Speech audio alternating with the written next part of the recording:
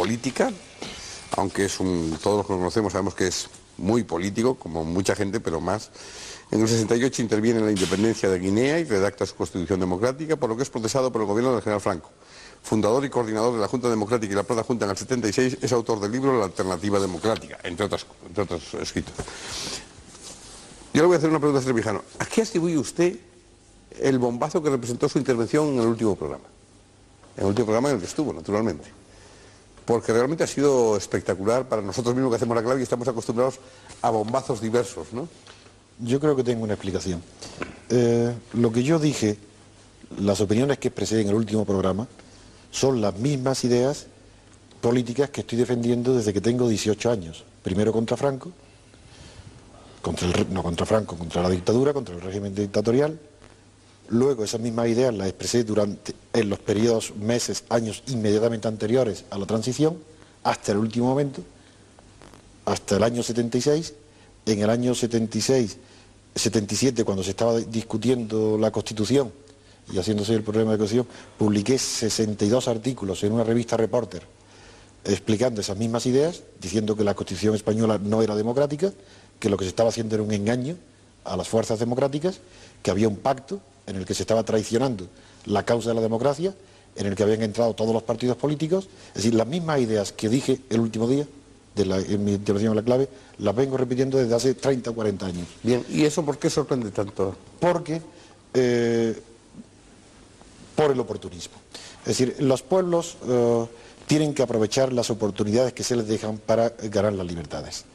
El planteamiento de la transición española se hizo en un momento donde ya internacionalmente se veía, por ejemplo, que la evolución de la política internacional no iba en el sentido de prolongación de la Guerra Fría. Y en ese momento el pacto de las fuerzas que sostenían políticamente al régimen de Franco con los partidos tradicionalmente democráticos es un escándalo enorme.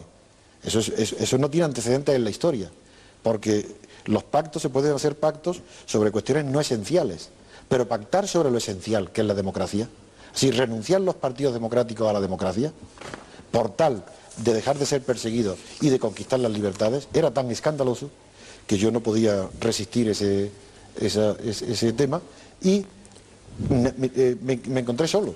Es decir, no solo ante los partidos y la clase política, sino que en el pueblo, intelectuales, amigos, no había nadie que pudiera compartir ni comprender mi posición.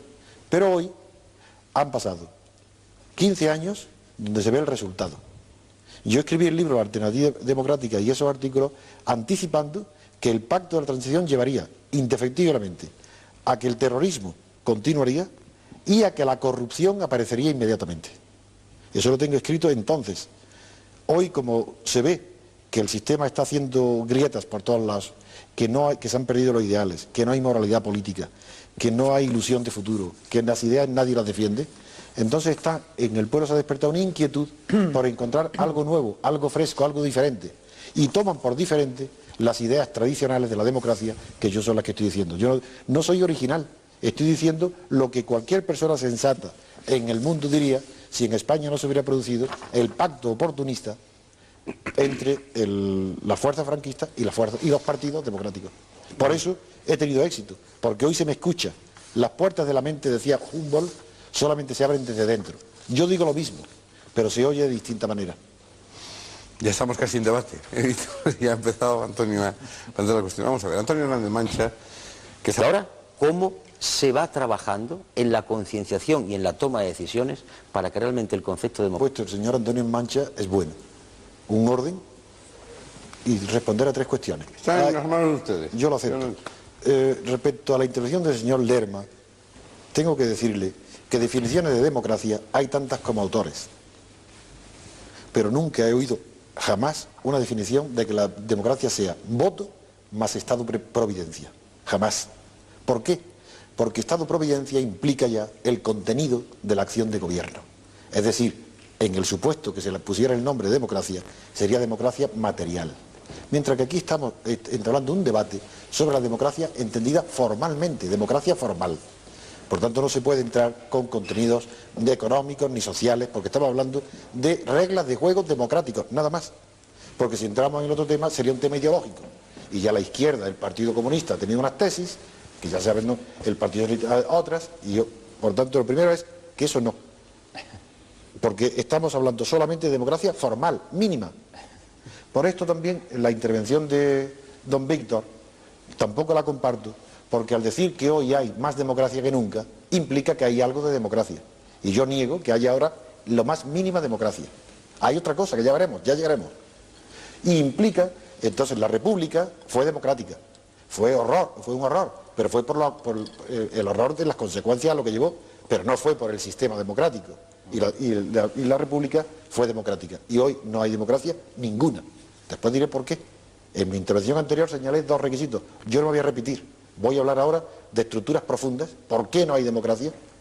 ¿Por qué las estructuras no son democráticas? Es decir, ¿por qué los partidos no son democráticos? ¿Por qué el funcionamiento del sistema no es democrático ni puede serlo? Eso es lo que yo voy a intentar explicar ahora. Y respecto a la intervención del señor Anguita, con la del señor Groldo, estoy de acuerdo porque ha sido una descripción de la decepción social respecto a las instituciones existentes y la apatía y la abstención, pero respecto al señor Anguita ha planteado varios temas que son interesantísimos para este debate. Yo estoy de acuerdo, puedo aceptar su definición de la democracia como autogobierno, pero sería más claro para el espectador si le dijéramos que eso es así, porque tiene razón el señor Hernández Mancha cuando ha dicho que hay que distinguir entre libertades y democracia. Pero no, ha cometido el error de decir que puede haber democracia sin libertades, eso es imposible. Lo que puede haber es libertades sin democracia, pero la inversa no. Pero en las libertades pertenecen al régimen de las libertades, nada más, mientras que la democracia implica por necesidad un sistema o régimen de poder, se refiere exclusivamente al poder. ¿Quién manda? ¿Quién gobierna? ¿Cómo están dirigidos los gobernados? El sistema de poder. Y cuando yo digo que en España no hay democracia, es porque el sistema de poder en España no depende para nada ni de las urnas ni de los electores, sino que es un acuerdo de una camarilla de 6 o 12 personas que se han apoderado del sistema de poder en España, que hacen las listas de diputados, que los mandan al Parlamento, que en el Parlamento esos diputados tienen que votar lo que ellos les dictan, con mandato imperativo, que la Constitución no sirve para nada porque es violada y dice principios que no serán jamás aplicables. Por ejemplo, que los partidos democráticos, que los partidos serán democráticos, eso jamás serán, no podrán serlo, y cuanto más perfectos y más grandes sean los partidos, menos democráticos serán. Ni la prohibición del mandato imperativo es imposible, porque los partidos políticos funcionan con mandato imperativo. Pero el señor Anguita ha planteado un tema interesantísimo, que es el de la minoría y el de la clase política. Yo comprendo que a él le repugne, y lo he oído otras veces, y es un caso patético de cómo una persona dedicada con tanta honestidad a la política y con tanta conciencia de su aportación de sí mismo, niega su pertenencia a la clase política, que es un hecho que le trasciende, que está por encima de él. Él podrá decir que a él le repugna pertenecer a la clase política, pero la clase política existe, y existe como tal clase, y está constituida como tal clase, y el señor Anguita pertenece a esa clase. Es un concepto sociológico, y él parece incapaz de comprender que cualquiera que sea su intención, su buena voluntad y su diferencia personal respecto a todos los demás líderes políticos, él pertenece, quiera o no quiera, a la clase política. ¿O es que acaso no hay clase política en España? Un brevísimo paréntesis. Perdón. Es democrática. De acuerdo. Pero allí no jamás, si no llegó a estar en vigor. Creo que es Napoleón quien decía que a veces las constituciones son solo un papel. Pero si una constitución es igual a democracia, y en España hay veces que hemos considerado que el tener una constitución era tener ya democracia, pues luego el que no hubiera libertades ni siquiera para el voto, cuando el voto era censitario, cuando... Hablar de la democracia de los inicios de la Revolución Francesa. Estamos hablando del año 92. Sí. Y hoy democracia, la gente entiende que es poder decir lo que quiera y poder hacer lo que quiera, pero decir lo que quiera, sí. Hacer lo que quiera, no. Pero con las garantías de que se respetan los derechos de todos y que uno tiene unas mínimas posibilidades de disfrutar de la democracia y de la libertad. No, eso es la libertad. Eso no es la democracia. La democracia es un régimen de poder, aunque usted no lo sepa. Hoy esto es la democracia. Y con perdón, yo creo que el problema de los tratadistas es que tal vez los últimos no se los ha leído, si me dice aunque usted no lo sepa. Y absolutamente que ya admiten estas cosas. Pero ¿quién va a admitir que la democracia es el contenido del gobierno, que sea un Estado-providencia, que se ocupe? Eso es la acción, eso es el contenido. Eso es hoy. La única obra, eso es hoy la democracia. No ha habido más que 2 obras en el siglo XX que han tratado de responder a esa cuestión, y las 2 han tenido un éxito enorme en Norteamérica, pero las dos han fracasado, que son la de Rawls y la de Nozick. Rawls ha escrito un libro sobre la justicia, y en ese libro de la justicia ha intentado encontrar una pauta democrática para la acción de gobierno. Sí. Y la encontró en que la acción de gobierno es democrática si favorece al grupo más débil de la sociedad, aunque perjudica a todo el resto. Y solo esos dos intentos ha habido por el camino que usted insinúa, de vincular la democracia con el contenido de la acción de gobierno. Y eso es democracia material. Pero lea usted de economía. Por el camino yo quiero hacer esa... Vamos a dejar que termine. A ver. Permitís que termine. Que el pueblo pueda elegir a los representantes que desee, cosa que en el sistema actual es negable. Sí. La intervención del señor Víctor me evita decir cosas, pero voy a precisar que hay. Primero, Mosca, en efecto, es el creador y no solo de la expresión clase política, sino del concepto. Su obra no fue de este siglo, fue de 1897. Robert Mitchell publicó un primer artículo en 1909 donde descubre la ley de hierro de las oligarquías. Y luego publica el libro en alemán en 1911, luego repite la segunda parte del libro en alemán y en italiano en 1913 y jamás corrige la ley de hierro de la oligarquía. Es más, llega a tal extremo que este hombre, que era un socialdemócrata convencido y un demócrata importante de convicción, llegó a un pesimismo tan absoluto que creyó imposible la democracia, porque para él la ley de hierro de la oligarquía es imposible de evitar, cualquiera que sea la voluntad de los partidos. Pero yo no tengo la misma opinión que Nietzsche, pero es verdad que desde luego eso no lo han inventado los periodistas y es más, después de ellos, Pareto, con la teoría de las élites, de la circulación de la élite, coge la misma tesis de la clase política. Pero voy a contestarle a Julio Anguita, no contestarle, sino decirle que toda esta discusión quedó enterrada, sepultada ante la opinión pública general a causa del fascismo. Se acusó a estos señores, Gaetano Mosca y Mitchell, de precursores del fascismo porque se habían limitado a señalar los defectos de la democracia. No así en el caso de Pareto. Pero Pareto cómplice también. Por eso digo, no así en el caso de Pareto, ¿vale? donde estuvo, no es muy seguro, pero tuvo ciertas connivencias. Pero después de la Segunda Guerra Mundial, en Norteamérica tomó un auge extraordinario en la sociología americana el estudio de estos temas. Y Parsons tradujo a Pareto y Schumpeter, que es, sin saberlo quizás la mayoría de los... sin saberlo la mayoría de los que opinan que la democracia es un sistema competitivo de élite por la lucha por el voto, que esa es la teoría de Schumpeter, está basada en toda esta teoría de la clase política. Y un sociólogo marxista de la importancia de Bray Mills concluye diciendo que tanto en Europa como en Norteamérica existe una clase política a la que él le llama clase gobernante y dentro del marxismo caracteriza a esa clase política por tres características que fueron desarrolladas por Merzel. Las características son, primero, conciencia de clase, que Anguita no la tiene. Segunda, coherencia. Tercera, sentido conspiratorio de su posición política. Esas tres condiciones se dan en España. En España hay una clase política, quien lo niegue sociológicamente, porque tienen conciencia de ser... Cuando se dice clase política, en la sociología francesa lo tienen muy bien estudiado, quiere decir que un jefe de partido se siente más cercano a otro jefe de partido que respecto a sus militantes de base de sus partidos. Esa es la clase política. Hay unos intereses grupales, de clase como grupo. Y el señor Anguita es clarísimo que él no tiene conciencia de clase política. Pero la coherencia de la conducta del Partido Comunista, no hablo de Izquierda Unida, del Partido Comunista, su conducta en el sistema, en el régimen político español, corresponde exactamente a la misma coherencia y sentido conspiratorio de la participación en el poder que el PSOE y que el PP. Es decir, que son partidos que ante todo defienden la coherencia de su participación en el sistema. De ahí que se repartan las cuotas de poder. De ahí que les asuste, se les hiela el corazón ante la abstención, que es el enemigo de la clase política. La clase política en España existe porque la sociología lo demuestra. Cualquiera que sea la intención personal o subjetiva de cada líder político. Y por tanto, si existe la clase política, quiere decir que el poder en España pertenece a una minoría de 6 personas. Y esa minoría, un poder que pertenece a 6 personas, no puede ser democrático. Y esas personas son las que forman las listas del Parlamento, las listas de los gobiernos, las listas de los jueces, y no hay separación de poderes, y el elector no puede elegir a su representante.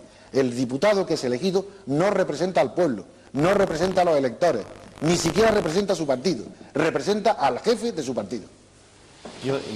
Tenía yo el tema anterior que me imaginaba que es lo que iba a ocurrir, que es que he puesto un tema No encima de la podemos mesa. decir en impunidad que estemos en una democracia. Y por favor, yo no quiero asustar a nadie del norte de África. Precisamente estamos en democracia o en una situación de camino o con instrumentos democráticos para llegar a eso. Esto no es la democracia perfecta. No, y porque digamos, imperfecta tampoco. pero porque digamos esto, no estamos rechazándola. Yo no quiero aquí introducir ningún elemento de miedo, porque la primera parálisis que puede haber en una situación de esta es decir, ojo, que se derrumba esto. Eso no puede ser. Por tanto, para mí, situación democrática perfecta y por tanto algo por lo que luchar es aquella sociedad en la que los derechos humanos se cumplen. Y entre ellos designar y destituir gobierno. Todos los derechos humanos que Y entre ellos ese, que no está definido en la ONU, sí, Bueno, hay que pero añadirle están, ese además, están los mecanismos De acuerdo. necesarios. Primera situación. Para mí eso es democracia. Sí. Ahora, instrumentos democráticos. Aquí podemos hablar ahora de los partidos políticos, en la fase que están, en los mecanismos de participación, cómo la gente participa. Y en ese sentido es por lo que a mí me preocupa la abstención. No porque los partidos puedan sentirse delegitimados. Cuando estábamos a micrófono cerrado, estaba en estos momentos dando una lección de funcionamiento democrático. Y lo digo delante de los espectadores, lo mismo. ¿Qué ocurre? Hemos puesto en marcha una teorización, que es la de Izquierda Unida, que con muchas dificultades... Podamos esparcir por todo el mundo nuestra propia cultura. Creo, antes dije que apoyaba tu método, la propuesta tuya, Pero ya la no te estamos gusta, olvidando. No, entonces voy a recogerla. Hemos intentado hasta ahora, entre todos, responder a la pregunta si hay o no democracia en España, y lo hemos hecho de una manera negativa, es decir, respondiendo, negándolo. hermano. No, digo, los que hemos... claro. Sí, los que hemos negado lo hemos hecho de una forma negativa. Yo lo niego rotundamente, otro de manera imperfecta. El espectador ha entendido perfectamente la posición de cada uno. Yo no quiero perder tiempo en cuestiones inútiles, porque aunque sea mucho tiempo es poco aquí. Lo que quiero decir es que vamos a completar el análisis pasando ahora a una descripción positiva de lo que hay. Es decir, si no hay democracia, para mí no la hay. Otra imperfecta, yo quiero definir lo que hay de manera positiva, diciendo qué es lo que hay. Lo que hay, si miramos la Constitución, pues se dice es una monarquía parlamentaria. Es evidente que no es una monarquía constitucional, ya que el rey no designa al gobierno. Pero ¿está claro que es una monarquía parlamentaria? La Constitución señala al rey un papel moderador, de árbitro, entre las fuerzas, ¿entre quién? Perdón, Antonio, antes que eso dice que es una democracia social de derecho, que es por lo que ha dicho antes Lerma tiene su peligro en el contexto de nuestra Constitución, porque al decir democracia social de derecho hay que atribuir contenido al calificativo social. Sí. Y eso yo comprendo que es peligroso, pero verás tú, asumo el planteamiento. De acuerdo. Primero, momento, Víctor, la vamos allá. democracia social de derecho es un absurdo, es una ignorancia total de la expresión de las palabras, y eso es un fallo garrafal de los que redactan la Constitución. Primero, toda democracia es social, todo Estado es social y todo Estado es de derecho. Incluso el régimen franquista era un Estado de derecho. La Unión Soviética era un Estado de derecho. Allí donde hay un ordenamiento jurídico general es un Estado de derecho. Las monarquías absolutas inventaron el Estado de derecho. Y poner la palabra social no significa nada. Por tanto, yo voy al grano, no me entretengo en las palabras. Estoy hablando del régimen de poder. Y el régimen de poder, en la Constitución dice que es una monarquía parlamentaria. Entonces vamos a ver lo que es eso. He dicho, no es constitucional porque el rey no tiene poder para designar el gobierno. ¿De acuerdo? Quiero decir que no es una monarquía como las que el primer tiempo de la Revolución Francesa. ¿Es una monarquía parlamentaria? Lo dudo. Lo dudo. Yo querría ir al grano por lo que Un momento. Deja acabar a Trevijano. Ya Víctor, acabamos. ahora No voy a acabar si no he empezado. No he empezado. Yo soy breve en mi intervención. No, suele ser breve, Pero quiero ser muy concreto. No es una monarquía parlamentaria porque, por un lado, el rey tiene papel de moderador. Pero el moderador del poder, porque no puede haber de otra cosa. Pero el Parlamento no tiene poder ninguno. El poder no está en el Parlamento. Luego no podemos definir el régimen español actual poniendo la palabra al parlamentario, porque ahí no está el poder. El poder está fuera del Parlamento. Está en los partidos políticos. En los jefes de los partidos políticos. Y hacen el poder y lo ejercen fuera del Parlamento. Al Parlamento se llevan las cuestiones ya decididas. Eso es verdad. Luego no puede ser una monarquía parlamentaria. Entonces, si no es monarquía parlamentaria, ¿cuál es el papel del rey? Yo aprovecho este momento para corregir a la intervención anterior de Víctor, que yo nunca en mi vida me he proclamado ni republicano, ni partidario de un partido republicano y mucho menos federal. Yo he escrito en mi libro que yo entre una monarquía presidencialista y una república presidencialista, por facilidad, porque estaba preparada, dejaba la monarquía. Desde luego me gusta mucho más la república. Pero un partido republicano para mí no tiene sentido, porque si hubiera triunfado la tesis republicana en un referéndum, que yo lo hubiera promovido, a favor de la tesis republicana, sobra un partido republicano, porque todos serían republicanos. Y en la situación actual un partido republicano sería absurdo, porque ese partido republicano, si se presenta en elecciones, es para estar en el Parlamento. Y todo partido en esta situación que vaya al Parlamento refuerza el sistema, no lo destruye. Por eso el Partido Comunista no entiende, no puede entender que si él no está en la clase política, el momento que está en el Parlamento refuerza al Parlamento. La función del Partido Comunista en España durante la transición ha sido la misma que Marat tuvo durante la Revolución Francesa: poner un dique, un límite hasta donde se podía llegar por la izquierda. Era el guardián, el portero, para que la izquierda no entrara y rompiera la oligarquía que estaba dentro. E igual que el vuestro, en la primera parte de Fraga, fue el guardián por la derecha para que no entrara. Y los dos guardianes fueron Partido Comunista y Fraga. Y dentro el PSOE, dueño del coto. Y esa es la situación. Lo que yo dije entonces lleva más que a tu sentimiento, que Bien. creo que sí, Mi sí lo sentimiento expresa. sí. Lo que iba era al grano. Sostengo mi verdad y me importa toda la razón, nada la democracia. La democracia es sistema de poder. Sí, elegir, ahí cierto, sí. Pero que yo ahí todo el mundo recuerde, vale. Pero para opinar, en las todas las opiniones elecciones no son del las año mismas. 77, que yo recuerde, El 80%. Hombre, está diciendo la verdad. Constantemente, además. Cuando se está en democracia, pues, como dije, ver cómo se pueden impulsar y desarrollar de otra manera. Y ahora, ¿qué haríamos cada uno? Por ejemplo, un tema que a mí me preocupa, propuestas positivas. Se habla de la información. Porque si hasta ahora los partidos políticos no han sido democráticos, ¿qué hace esa Constitución ahí? ¿Se reforman los partidos o se reforma la Constitución? Pero Para que no ese es diga el esa problema. tontería. La Constitución no opera por ella misma. La Constitución opera por aquellos que tienen Pero el que peor procurar vicio, desarrollarla. el peor vicio que puede tener una Constitución, eso lo dicen todos los constitucionalistas, es que no sea real, que diga cosas que no se pueden cumplir. Pero, señor García Trevijano, vamos a ver si este debate que está saliendo fuera le puede dejar algunas ideas por donde cada uno quiere ir. Tenemos una Constitución y voy a afirmarlo con toda claridad. Creo que no se está desarrollando como debiera. Y a partir de ahí, el primer trabajo que tenemos que hacer, por imperfecta que sea, por los problemas que tenga, es lo concreto y lo inmediato, es la norma primera. Pero es que esa es la opinión Comiéncese general. por aplicar. Porque si derivamos el mensaje a que hay que hacer otra Constitución, y yo creo que una vez cumplida esta habría que hacer otra, y la que yo hiciera desde luego, pues sería de otra índole, sería republicana. Sería democrática. Sería democrática. Republicana. Pero como hay que operar con una materia dada y darle un contenido, ¿por qué? Porque entre la gente cuando se habla Constitución, yo digo por lo que oigo en la calle, la Constitución, es que la Constitución en estos momentos pues no está siendo desarrollada como debiera. Pero si es que si se desarrollara sería peor. Si es que no, es Hombre, que no os dais cuenta. Si el artículo 35 Si es que la se Constitución- cumpliera, que todos los españoles tienen el derecho y el deber a trabajar, se cumpliera estrictamente, no tendría paro, si obligase esa norma. Pero eso es una ingenuidad, es una utopía. Ni ¿Cómo un papel absentismo. puede garantizar el trabajo? Ah, bueno, si es que yo no digo que hay que desarrollar esa Constitución y es un mandato imperativo. Entonces, ¿en dónde nos instalamos? ¿En que la ley está por un sitio y la actuación va por otra? Yo creo que también, en un camino hacia la democracia. A buscar soluciones cuando todavía no hemos terminado de, según el método que habíamos yo lo había aceptado, vosotros sois libres de no aceptarlo, de empezar a definir lo que hay, a ver si esa Constitución es, como se dice generalmente, corregible, imperfecta, pero democrática. Porque si resulta que la Constitución no es democrática y es antidemocrática, cuanto más se desarrolle, más se aleja de la democracia. Vamos a ver. Es decir, es que no hemos terminado en saber qué Constitución La hay en Constitución España. fue votada en referéndum por el pueblo español. Bueno, los referéndums de Franco también fueron votados.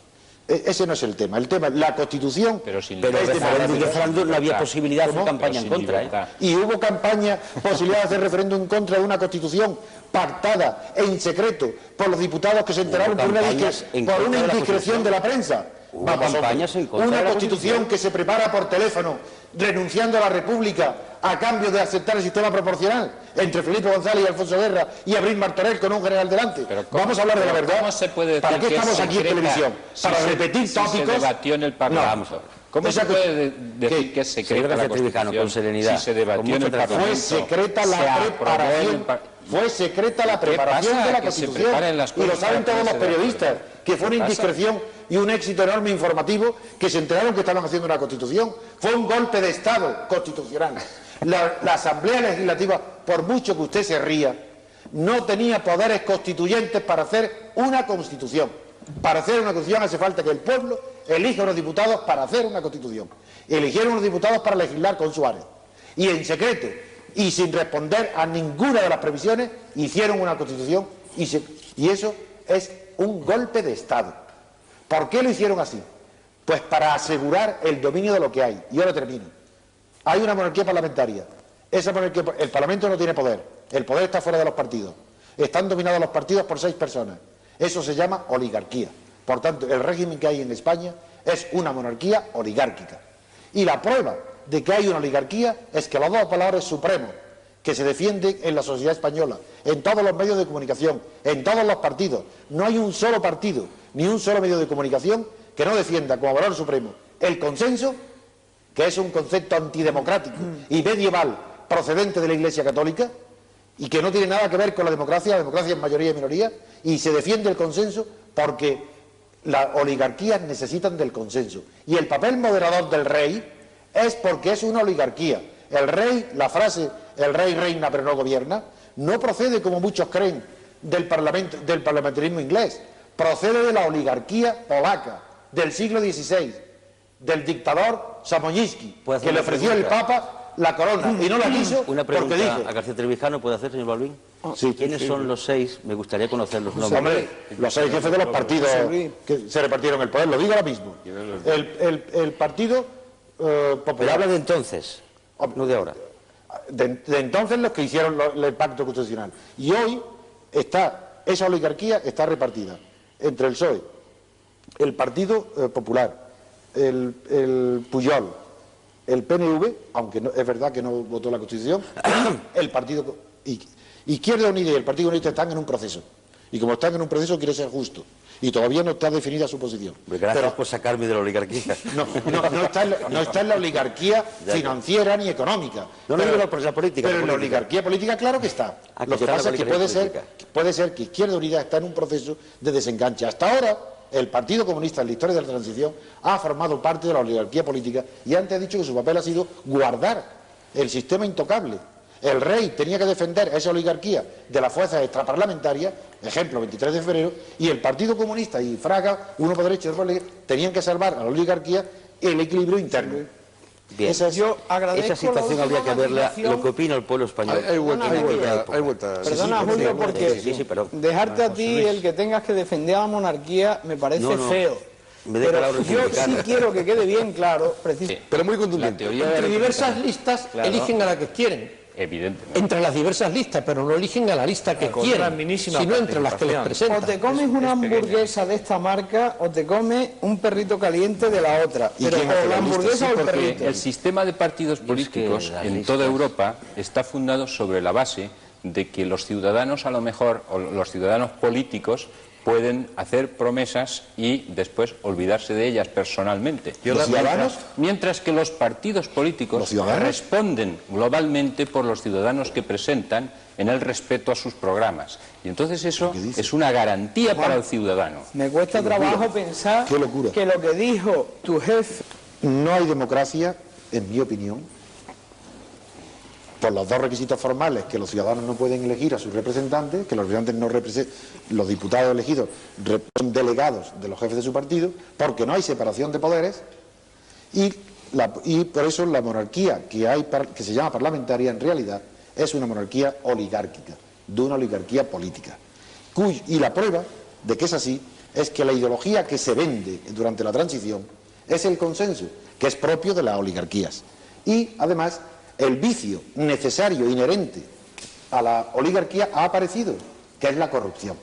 Por tanto, la corrupción no es un fenómeno individual, No es que haya personas corruptas porque son más débiles, es que es un fenómeno social que se produce, y esto puede escandalizar a muchas personas que no han pensado, meditado o no conocen bien la historia, puede escandalizar que la corrupción aparece indefectiblemente cuando la clase política o clase dirigente no coincide con la clase dominante desde el punto de vista económico o social. En esas situaciones aparece la corrupción. Comparar la corrupción de hoy con la del franquismo no tiene sentido, porque el franquismo no necesitaba corromperse. Así, porque quien tenía el poder era la clase dominante, los ricos, apoyados por el ejército. Ya eran ellos. ¿Para qué se iban a corromper? La corrupción que aparece en el franquismo es personal, es individual. Mientras que ahora hay una corrupción social, generalizada, que de los escándalos que se hablan es lo de menos. Eso es, hablas del modelo pulanza, clase reinante. Claro, naturalmente. Porque el poder siempre tiende al equilibrio.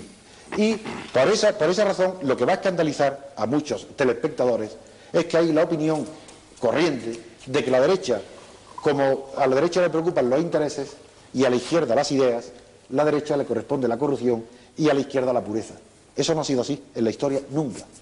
Porque la corrupción generalizada y social ha aparecido en la historia en 4 formas que se llaman prototípicas o modelos, y siempre ha sido, la corrupción ha aparecido cuando la izquierda ha conquistado en nombre de valores de la izquierda, pero con oportunismo, el poder, y por tanto se ha convertido en una pseudoizquierda, y ha querido conservarse, y para eso ha pasado por 4 fases de corrupción, que se llaman el mundanismo, es decir, la izquierda, que socialmente no está en la alta sociedad, triunfa políticamente y quiere codearse con la alta sociedad, y parece inocente, y eso es peligrosísimo. El modelo es el directorio después de la revolución de Barras. Aparecen la proliferación de restaurantes de 5 estrellas, salas de fiesta, lujo, y la izquierda entra en ese juego y es el comienzo. Segundo, empieza luego la izquierda, tiene que conservar el poder y tiene el poder político. Ha conseguido la mayoría o el poder absoluto hegemónico dentro de la sociedad política, pero no lo tiene dentro de la sociedad civil. Y entonces, como sabe que está en peligro frente a los poderes dominantes de la sociedad civil, intenta atraerlos, y el único medio que tiene para eso es la asignación de contratos a las grandes empresas a dedo. Y de eso no se sabe apenas nada, porque lo que asoma es un 1% de indiscreciones y denuncias de corrupción, pero el sistema ha funcionado por la connivencia del poder político con la clase económica dominante, que se la ha traído. De ahí que la banca, la gran industria, apoyan económicamente al PSOE. Y ese fenómeno no lo inventa el PSOE, eso se inventa en Inglaterra y lo inventa el primer ministro Walpole, y se llama valpolismo, y duró 50 años en la corrupción, y fue por esa corrupción del valpolismo, que es el tráfico de influencias, por lo que se aparecieron las primeras críticas serias a los partidos políticos, que cometieron el error infantil de creer que la corrupción era consecuencia de los partidos políticos, y no es así. La corrupción es consecuencia del oportunismo de los partidos de izquierda, que para conquistar el poder se olvidan de sus ideales y se acercan a los poderes fácticos económicos. La tercera forma de corrupción, que también ha llegado aquí, se refiere a la banca. Y el que la inventó fue el presidente norteamericano Jackson, con la guerra de los bancos. Hizo un gesto populista de izquierda, hasta el punto que se considera que el primer hombre de izquierda en Norteamérica fue el presidente Jackson. El gesto que hizo, cerró como si cerrara aquí el Banco de España.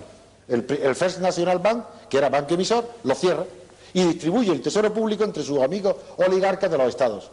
Bueno, se llama el spoil system y está todo estudiado. Y la cuarta, que resume todas, es el PRI mexicano. Pues bien, la transición española, por un lado, la virtud máxima, el consenso, concepto medieval católico, que no tiene nada que ver con las mayorías y minorías. Y vicio fundamental, la corrupción, que tiene mundanismo, valpolismo, el sistema spoil de Watson y el PRI. Es decir, esa es señal de que en España hay una oligarquía. La corrupción no se puede evitar. No es el problema que haya corrupción, el problema es que no se puede combatir. Si aquí hay lo de Ibercor y no dimite y no pasa nada. Y yo no tengo ninguna prueba, ninguna duda de que el gobernador del Banco de España será una persona honrada. Pero ese no es el problema. El problema es de responsabilidad política. Y que en España, si el presidente del gobierno haga declaraciones diciendo que hasta que no haya decisiones judiciales no puede haber, es algo que en cualquier país democrático sería escandaloso. El ministro de Defensa alemán acaba de dimitir porque su gobierno vendió armas al gobierno turco y el gobierno turco las emplea mal contra los kurdos. Bueno, y ¿es que acaso el ministro de Defensa alemán ha vendido las armas para que maten a kurdos? No, y sin embargo dimite. En España esto es escandaloso y son opiniones de sentido común, elementales, normales, civilizadas, pero parecen escandalosas y los medios de comunicación están más avanzados que los partidos políticos y que las instituciones, partidos políticos que la mayoría, que los grandes, pero quedan todavía en la verdad. Es que desde el punto de vista de la democracia, desde el punto de vista de que la democracia es un sistema de poder que necesita la garantía de que no se haya abuso de poder por medio de instituciones democráticas que eviten el abuso antes de que se cometa, como es el sistema americano, que contra lo que aquí se ha dicho en esta clave, el sistema americano anglosajón es infinitamente superior al sistema francés, que es el que tenemos nosotros, y la diferencia está en que el sistema anglosajón se llama cautelar o garantista, porque frente a un poder hay siempre otro enfrente que lo vigila y lo controla, mientras que el sistema francés, que es el nuestro, descansa en la teórica responsabilidad del político, se le deja que haga lo que quiera y si hace mal que responda, y lo más que se dice, si lo hace tan mal, que no sea reelegido. Eso se llama el sistema de retroalimentación o de reacción anticipada. Eso solamente funciona cuando hay muchas alternativas. Si aquí en vez de dos partidos dominantes, el pueblo, el elector, pudiera elegir entre muchos candidatos, en efecto, el partido que lo hace mal sería castigado. Pero si es que da igual que lo hagan como lo hagan, si es que los partidos no tienen alternativas, son los que hay, tienen el monopolio de los medios de comunicación, de la financiación del Estado. Y finalmente, en España no es una democracia porque los partidos políticos no son democráticos ni pueden serlo, porque no son partidos que derivan de la sociedad civil, no tienen sus raíces en la sociedad civil, son partidos estatales que han aceptado ser financiados por el Estado. Y eso es una brutalidad. Aunque lo hagan en otros países, si el partido político tiene que ser un mediador entre las aspiraciones de la sociedad civil y del Estado para llevarlas al Estado, no es posible que admita ser financiado por el Estado porque ha sido comprado y desde ese momento no puede respetar los ideales de la sociedad civil. El partido político tiene que estar anclado en la sociedad y no en el Estado. Por eso yo niego que en España haya democracia y que la Constitución pueda conducir a la democracia. Y que hay que ir a la reforma constitucional. En España y en el mundo entero, porque eso sirve para todos los países democráticos. Ojalá la democracia americana y inglesa, la anglosajona, ojalá, eso yo lo considero democracia. Aunque en rigor técnico, en sociología, Robert Dahl, siendo un conservador, le llama poliarquía. Pero qué maravilla de la poliarquía respecto a la oligarquía aquí, porque la poliarquía es abierta y plural, mientras que la oligarquía es cerrada y endogámica y elegible por cooptación. Ojalá en España tuviera la poliarquía americana. Es mucho más democrático, está más cerca. Un segundo, pasemos el debate. Un momento, es que el tiempo se nos va a acabar. Tiende menos al consenso. No hay consenso. Y yo quiero que allí no hay ningún consenso. Un segundo. Hay Convergen. convergen. Lo típico de la confusión ideológica y doctrinal entre el régimen de libertades y la democracia.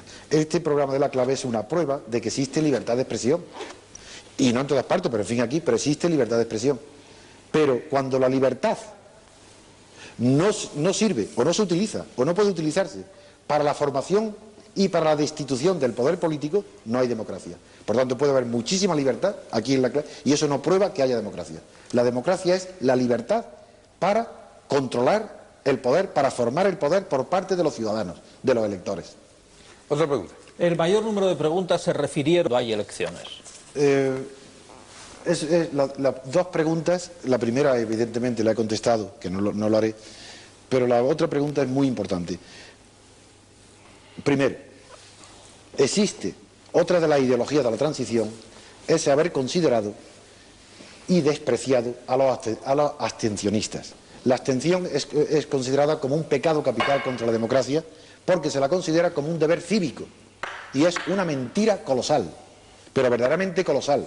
Y que es increíble que personas que se consideran demócratas lleguen a decir que el voto es un deber cívico. El voto es un derecho político, conquistado con mucho esfuerzo, durante mucho tiempo, muchos años, hasta el sufragio universal. Y un derecho político jamás puede convertirse o ser a la vez un deber cívico. Si es derecho, no puede ser deber.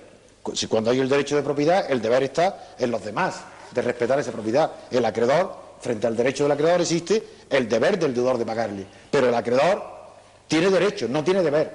El derecho a voto jamás puede ser un deber. Y segundo, es un derecho político. es decir, perteneciente a la sociedad política, mientras que cívico quiere decir civil, sociedad civil.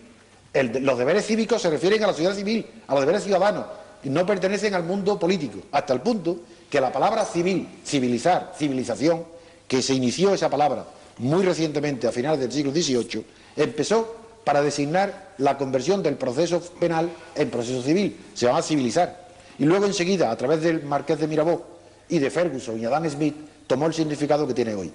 Cívico pertenece a la sociedad civil y la abstención nunca es un deber cívico.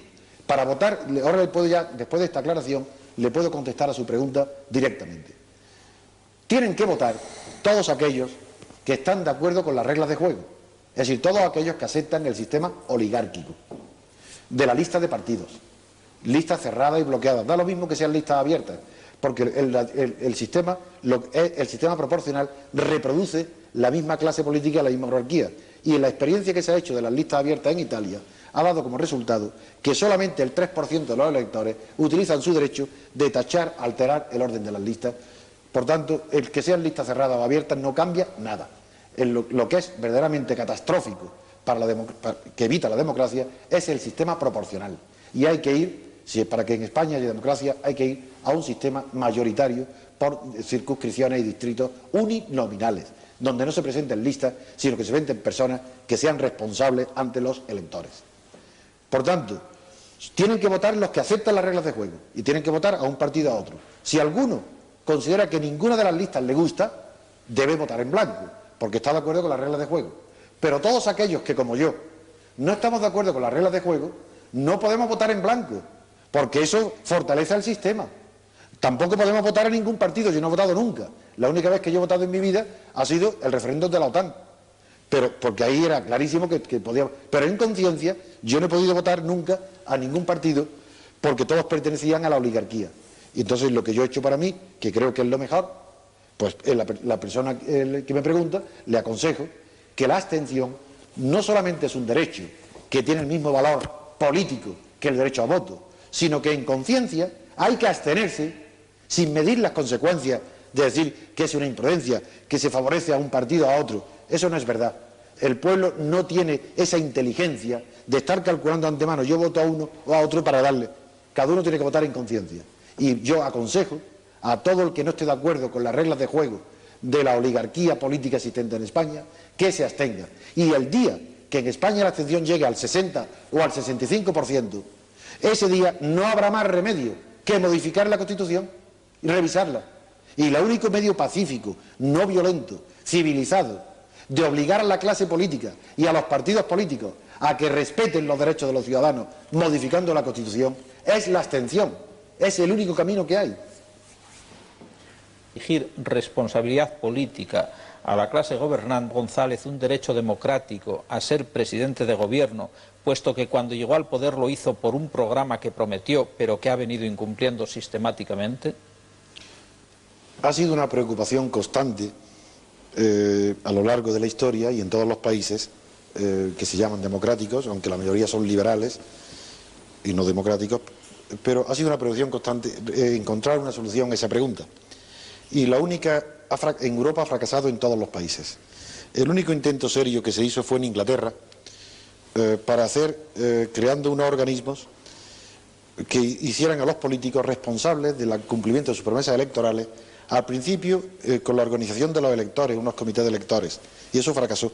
Después se intentó trasladar a los partidos, que fueron los propios partidos de la oposición, los minoritarios, y también fracasó.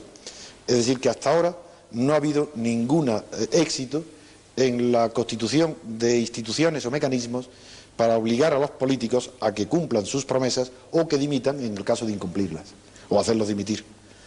Pero, en cambio, en la democracia norteamericana, que tiene tantísimos defectos que conocéis, tiene muchas más virtudes de lo que se supone.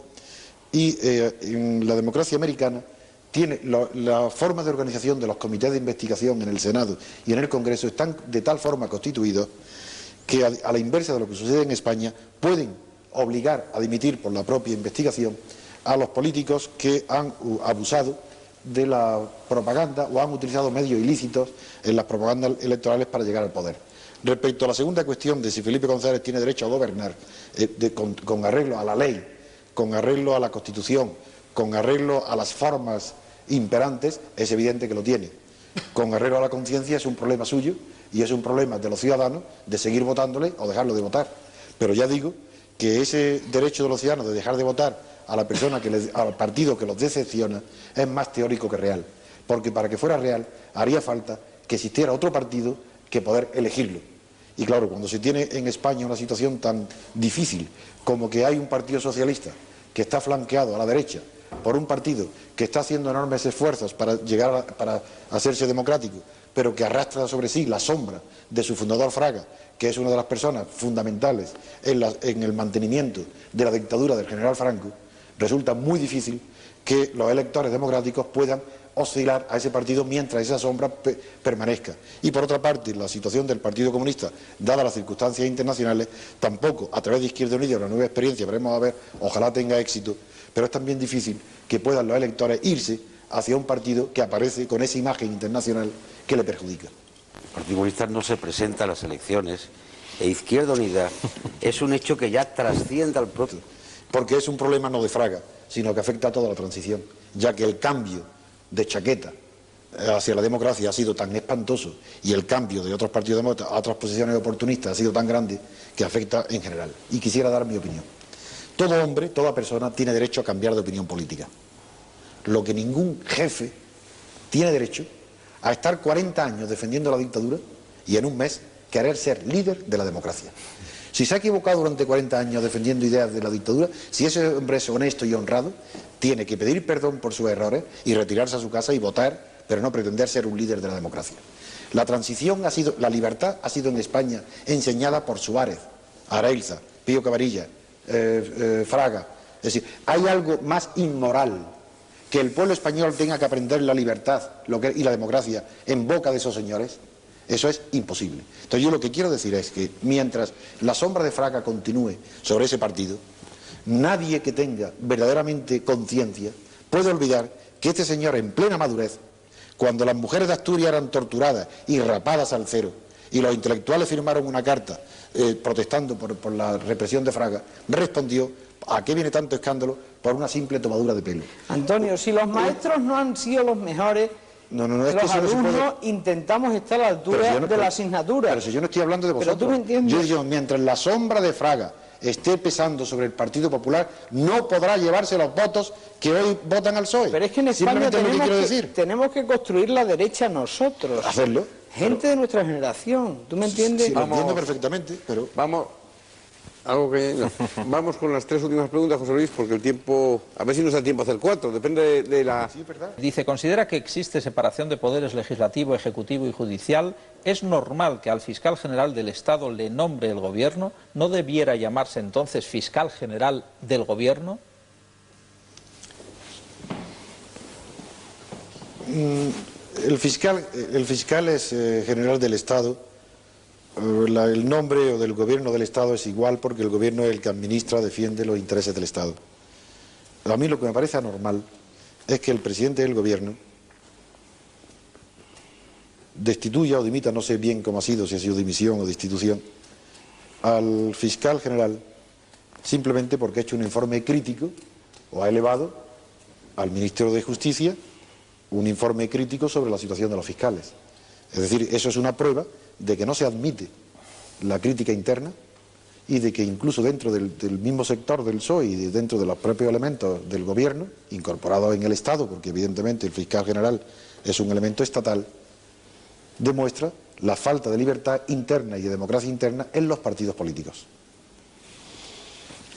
Pero que si en todo caso... A mí no me llama la atención. Ya. A mí lo que me llama la atención es que incluso aunque No sea estaba contestando. Sí, no, digo, aunque haya sido una dimisión, ¿cómo es que el presidente del gobierno admite esa dimisión y no admite la del gobernador del Banco de España? Esa diferencia es la que muestra y demuestra una vez más que el sistema de poder pertenece a la oligarquía y el Banco de España es un factor de poder que está integrado en la oligarquía, mientras que el fiscal general del Estado no, es un elemento intercambiable y por eso uno lo puede prescindir y el otro no. Bueno, yo creo que hay implicaciones que si no se ha admitido la dimisión del señor Mariano Rubio es porque se perjudicaría el prestigio de la institución. Esta es mi opinión, ¿no? No, pero digo que esa opinión es la oficial, esa es la que han dado oficialmente, esa es la que he leído en la prensa en boca de los principales responsables del gobierno, tanto el ministro Solchaga como atribuido también a Felipe González. Esa opinión, que es la oficial, para mí es absolutamente contraria a la realidad, porque el prestigio de la institución se defiende justamente con la dimisión. Es decir, si hay en Ibercor un escándalo que afecta al Banco de España, la dimisión favorece y protege el prestigio, mientras que si no se admite la dimisión, le perjudica. Yo no digo que la ha perjudicado, es decir, digo simplemente que la dimisión dignifica al cargo y a la institución del que se cesa. Muchas gracias por su participación. Creo que hoy ha sido un programa importante, porque yo creo que no nos hemos hecho la pregunta gratuitamente. A menudo los que estamos en los medios tenemos que aceptar las nuestras, pero lo cierto es que nosotros sí sabemos que a veces... Alguien hablaba aquí de que el Parlamento era un teatro. ¿Quién nos dijo eso? Anita, me parece. Que tenía la gente la impresión de que podía ser un teatro. El debate.